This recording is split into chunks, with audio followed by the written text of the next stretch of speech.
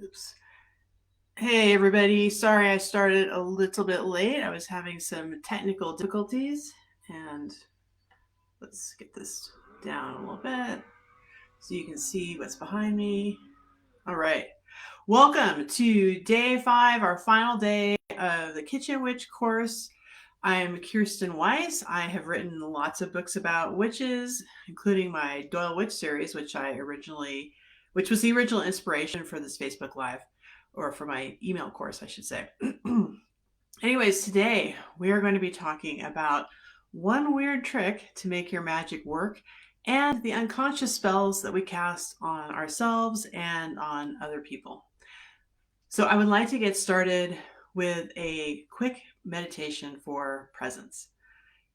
If you're not driving, don't do this if you're driving or operating heavy machinery, but if you are in a nice, safe, relaxing place where you can do this, close your eyes, take a deep breath, inhale, and let it out. Let's do that 2 more times. Just inhale and release,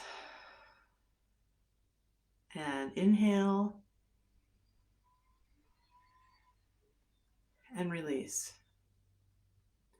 Now I'd like you to just listen. Notice what you can hear, but don't label it. Just be present with it.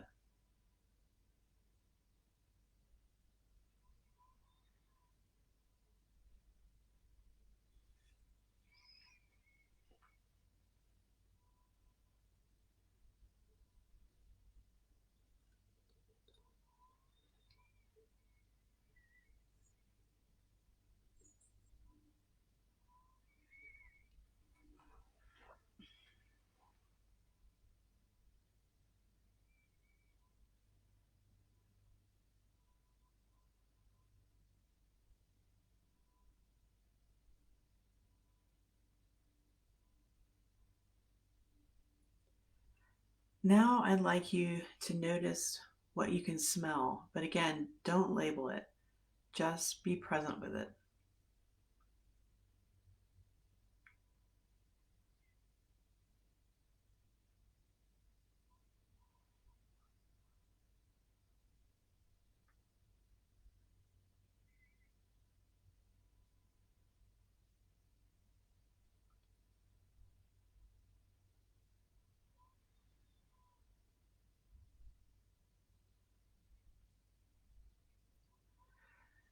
Now notice what you can taste or feel in your mouth.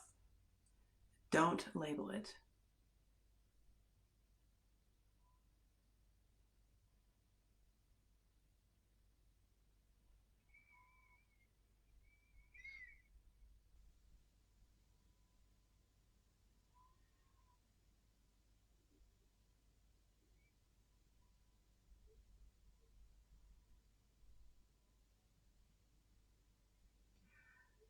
Now I'd like you to notice what you feel without labeling it.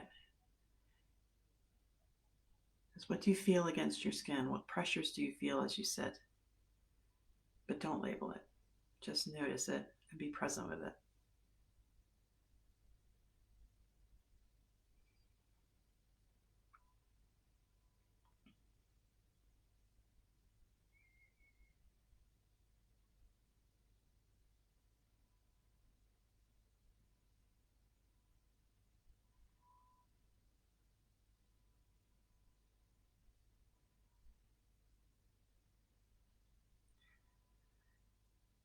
Now open your eyes and notice the things you see that are red, but don't label them.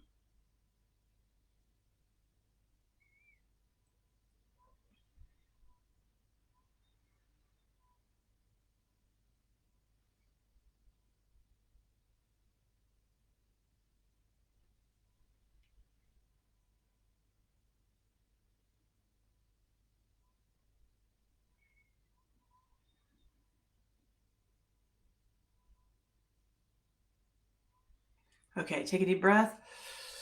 Hands over your heads. Give yourself a good stretch. Shake out your hands.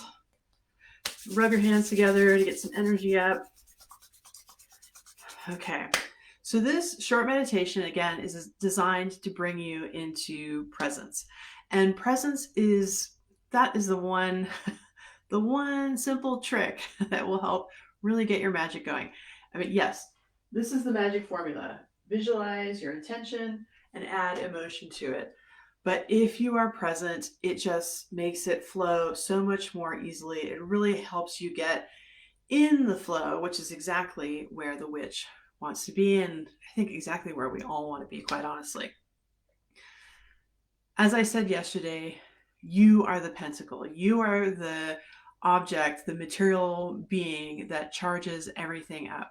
So it's important for us to be present, to just be in the right headspace so we can do that properly. The presence is also the key to staying calm when all heck is breaking loose in the kitchen. And I'm thinking about this because I'm filming this right now at the end of October.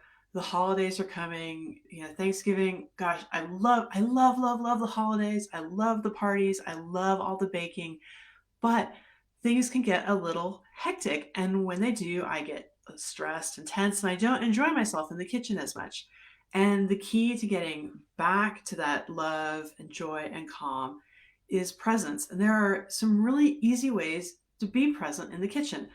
The first one, we talked about it a bit in an earlier lesson, is just to stop and take some deep breaths while you're waiting for something to happen, while you're waiting for the microwave to ding. Just breathe in, breathe out, and really feel the air going into your lungs and out of your lungs. And if you have time if you know you've got 2 minutes on that microwave or 3 minutes for the tea to steep or whatever it is, take that time for a meditation to visualize your intentions in the kitchen for love and joy, or especially around Thanksgiving, to feel gratitude. Another easy thing a kitchen witch can do is get grounded. Now, normally when we talk about grounding, you may have heard about grounding where you walk around outside barefoot on the earth. This is actually really hard for me. I live on a rocky hill. The earth is very painful and it's cold most of the year, so I don't get a lot of foot grounding in. But there are other ways to ground. For example, if you're working with dough, just concentrate on feeling the dough. Concentrate on the smooth texture of the dough. If you're washing your hands, just feel the water running over you, whether it's hot or it's cold. Really feel it and enjoy it, and it's another way to get present and get grounded. Aromatherapy. What sort of aromatherapy can we do in the kitchen? Oh my gosh, the kitchen is the source of the best aromatherapy. When you're cooking with herbs or spices, stop and smell the spices. Crunch some herbs in your hand and stop to smell them, or just stop in the middle of the kitchen while everything is cooking and take a big inhale and just smell how good everything is. It will calm you down. Music therapy. We can play music while we're in the kitchen. Now, I'm looking at the name. I have to look down. Masaru Emoto. I'm sorry I butchered his name 5 different ways from Sunday the last time I tried to say it, so I'm looking at the word. Dr. Masaru Emoto, a Japanese scientist. I mentioned it the other day. He did a bunch of studies on water and how our intentions change the structure of the water crystals. He also experimented with music, and he found that calming music, especially classical music, changed the structure of water and made it much more like even, and it just made it really lovely. The music that changed this water structure for the worse was heavy metal, which makes me kind of sad because I confess I do like some metal. But I guess it is a little agitating, let's face it. So think about what sort of music is uplifting for you, what sort of music will get you in a good calm mood instead of a good riled up mood like heavy metal does, and use that. Now, in the email that you received today, if you're following along with the email course, which is free, it talks about how to craft your intentions for successful manifestation. And I'm not going to talk about that today. What I am going to talk about is the spells we cast on ourselves. And this is why I have this on tarot card. Let's get in the video. which is called The Spell. It's all about the spells we cast on ourselves and others. And yes, that is a shameless self-promotion for my Tarot deck, but in my defense, the deck just got printed last week and it just arrived on my doorstep this week. And so did the lovely purple bags I'm going to be shipping them out in. So I have been playing a lot with my Tarot deck, and I'll show you my presents card since we talked about presents as well. Anyways, okay, no more self-promotion. The Spell. We are constantly, unconsciously casting spells on ourselves and on others with our internal monologues and self-talk. This is something I've been battling for a while. I had a lot of negative self-talk about how stupid I was and incompetent I was, and oh, wasn't that dumb, and negative self-talk about my appearance and anything you can imagine. If it was bad, I said bad things to me. I would never say those things to anybody I cared about, but I said them to myself in my head. And it was, what makes it powerful is it was so repetitious. It was such a habit. So what I would like you to do this for the next few days when you go into the kitchen, and this is more homework just for today, is try to pay attention to what you are saying to yourself in your head, especially as you go into the kitchen. Now, the kitchen should be a sacred space, and you shouldn't be saying bad things in it. And it should also be a reminder for you to treat yourself well. So whenever you go into the kitchen or just throughout the day, try to catch your self-talk. And here's a little incantation for you to stop it. Repeat after me. Stop, cancel, clear. I have nothing to fear. Those thoughts do not belong in here. Let's do it again. Stop, cancel, clear. I have nothing to fear. Those thoughts do not belong in here. And one more time, just so you get it. Stop, cancel, clear. I have nothing to fear. Those thoughts do not belong in here. So every time you catch yourself saying something negative, saying something that provokes anxiety, especially, this was a big deal for me at a certain period in my life. Catch yourself, stop, cancel, clear. I have nothing to fear. Those thoughts do not belong in here. And then taking a deep cleansing breath and release it. And that breath at the end of it is very important. So incantation, inhale, and release. Now, your magical kitchen implements, the tarot cards, the crystals, I love them. I use them, I confess. But that's not the magic. The magic is in you. So getting your mind clear and stopping yourself from casting negative spells on yourself is really important. It's another part of kitchen witchery.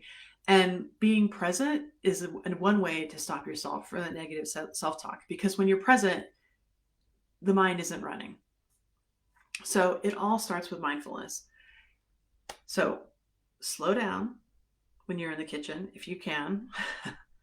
Engage your senses. Stop and smell the spices. And be curious about your ingredients. I talked about, I don't think I have the book on my table. I talked about find out what are the magical correspondences to the ingredients that you're using. What are the health correspondences to the herbs and ingredients that you're using? Get curious, which actually, curiosity is another one of my tarot cards. Sorry, I have to do it. I have to do it. And when you've finished your cooking, your job as a kitchen witch is not done. It is your job next to enjoy what you've made and really savor it. Really take the time to taste the food, to enjoy the texture of the food in your mouth, and be present eating as well, and celebrate what you've done. You've made some incredible food for yourself and for people you care about, and that is a wonderful gift. You have the tools to turn your cooking into a sacred ritual. In day one, we talked about this magical formula of visualizing your intention and charging it with emotion. And in day two, we practiced that, and I had a kitchen disaster, which was a learning experience. And in day three, you learned how to turn your kitchen into a sacred space. and why we should lighten up and not take ourselves as magical beings too seriously. In day 4, we talked about our magical tools, and here we are at day 5 talking about that one weird trick, presence, and the spells that we cast on ourselves and not to cast the spells on ourselves. So now I'm going to look at my paper and see what I've missed. And we also discuss how to be present during chaos in the kitchen. So I hope this class will help you be present and be joyful with your cooking, and especially as the holidays are approaching, to really just live in the present in the holidays and really enjoy them, because we don't know how long we've got the people around us, and so we need to appreciate them while we do. Now, as I mentioned, I first crafted this email course as part of my Doyle Witch Mystery Series. As of today, October 25th, 2024, the first ebook in that series, Bound, is free. I have been keeping that free for a long time. I probably will keep it free, but I don't know when you'll be watching this, so I am not promising that the ebook will be free, but it is today in this Facebook Live. But you can find more information about the entire Doyle series. I think there's 13 books in it. I've finished the series, but every now and again will write a short story because I just really enjoyed those witches. And I have been bringing the Doyle witches in as characters in my new Mystery School series, which is attached to my Antero deck, or the Antero deck, I should say, is attached to that. So if you are interested in going deeper, I put together a much more intensive 6-week course with my friend Elizabeth Barton. Elizabeth Barton is a mentor of mine. She is an incredible human being, and she is one tough broad. She worked as a cop. She worked in the army. She's amazing. And she grew up in a family of shamans, and she just had so much magical information to share. And she was teaching these classes out of her house, which didn't seem very effective or efficient. And I kept urging her, you've got to put your courses online. It just makes sense. And also I wanted her to start writing stuff down, because she had so much information in her head and she told so many great stories, and it wasn't in writing. And she just didn't want to do it. She was like, tech isn't my thing.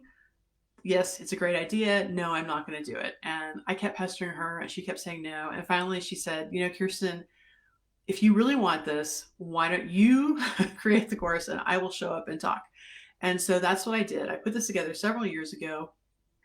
My sense of tech was even worse then than it is now. So the sound, you can hear it quite well, but it's not as beautiful as I would like it to be. I mean, we sat in a giant walk-in closet with all the clothing and soundproofing, basically. But still, she just has so much great information. And then since I was involved asking her questions and in this whole endeavor too, I kind of structured it along the lines of my Riga Hayworth series. My Riga Hayworth series is a bunch of witch mysteries, and each book focuses on a different magical modality, like the alchemical detective, the shamanic detective, the hermetic detective. I have one set in Hawaii with Hawaiian shamanism.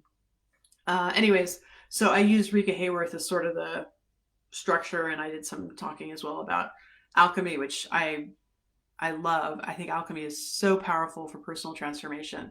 And Elizabeth isn't really into alchemy, so I think it worked. Anyways, so you can get the course is called Everyday Magic. If you go to my website at kirstenweiss.com and go to the More button, you'll see a drop-down box, and you'll see Everyday Magic as one of the options. And if you click on that, it will take you to the Everyday Magic site. So this is the end of the course. Thank you so much for joining me. Thank you for sharing, because we all need more fun and joy in the kitchen. And I hope you have a wonderful day.